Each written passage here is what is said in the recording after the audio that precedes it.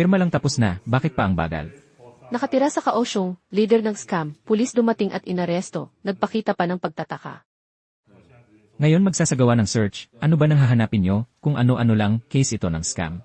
Dinala ng pulis para kinuwestiyonan, kinuha ang Porsche electric vehicle sa bahay, Swiss na relo, at makapal na gold chain, maraming cash pa, pinaghirapang pera ng biktima, ginastos lahat ng scam group, kaya komportable sila.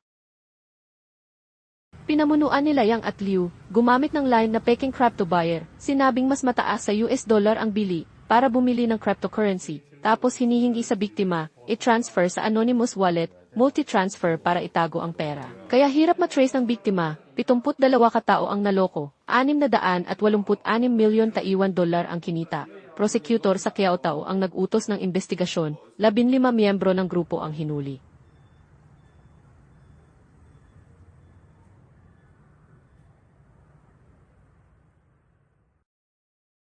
Nagpalusot na legal crypto buyer daw sila, paulit-ulit na nag-deny, wala talagang pagsisisi, kaya hiling na mahigpit ang parusa, sentensya, 20 taon.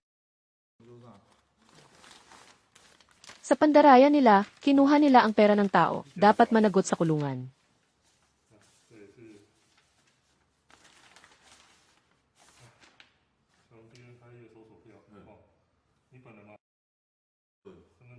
Gusto mo ba ang content namin?